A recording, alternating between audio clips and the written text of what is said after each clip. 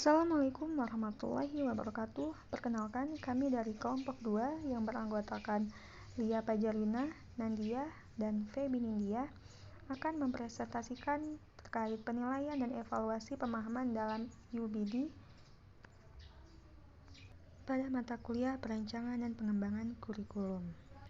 Kelompok kami akan menjelaskan terkait aspek interpretasi atau penafsiran. Jadi, penafsiran itu jika peserta didik mampu menerjemahkan suatu konsep berdasarkan pemahamannya sendiri atau menafsirkan ke dalam bentuk konsep lain. Aspek interpretasi dibagi menjadi beberapa bagian. Yang pertama adalah berbagai wawasan, signifikan, ilustratif, dan membuat jelas. Berbagai wawasan, menurut Turmuzi, berbagai wawasan itu dapat diartikan bagaimana peran guru dalam melakukan penilaian. Harus memiliki wawasan yang luas tentang pengalaman maupun permasalahan-permasalahan kehidupan nyata. Dalam pelaksanaan kegiatan pembelajaran, penilaian dilakukan untuk mengkaji ketercapaian kompetensi dasar dan indikator pada tiap-tiap mata pelajaran. Wawasan yang dimiliki oleh guru dapat meningkatkan keterampilan guru dalam mengelola hasil penilaian pembelajaran baik dalam aspek kognitif, afektif, maupun psikomotorik.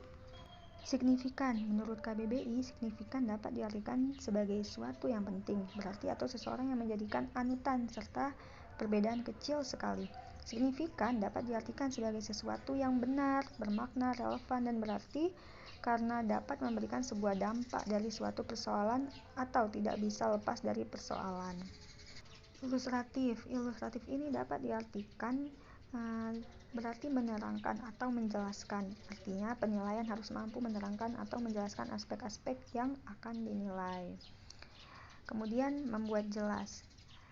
Membuat jelas ini artinya peserta didik mampu untuk mengamati suatu gambar, buku, materai, dan lain-lain, serta mampu mendeskripsikan atau memberikan suatu penjelasan secara jelas tentang objek yang diamati.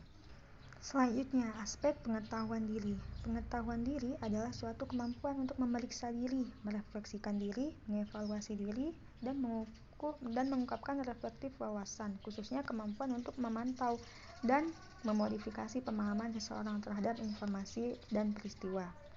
Aspek pengetahuan diri memiliki 5 kriteria penilaian. Yang pertama ada sadar diri, metakognitif, reflektif, bijak, dan penyesuaian diri.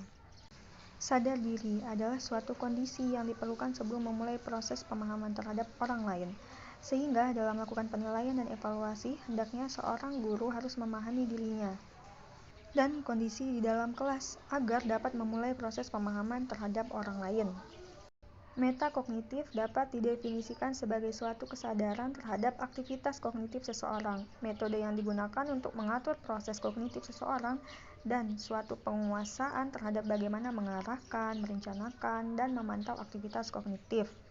Dengan demikian, metakognitif adalah pengalaman atau pengaturan metakognitif. Penyesuaian diri. Penyesuaian diri ini ada kaitannya dengan kemampuan pengetahuan diri adalah dengan menyesuaikan pemahaman diri sendiri dengan pemahaman pengetahuan yang telah didapatkan dalam proses pembelajaran.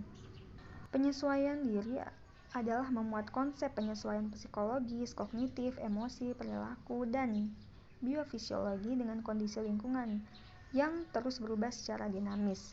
Artinya, kemampuan penyesuaian diri akan dapat diukur jika individu menghadapi perubahan.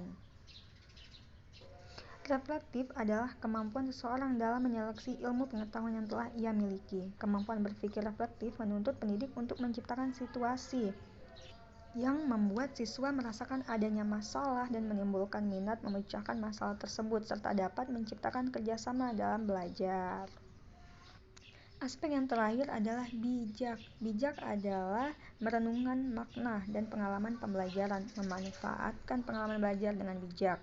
Peserta didik belajar dengan paling baik dengan menyelesaikan berbagai konflik kognitif, salah satunya melalui pengalaman.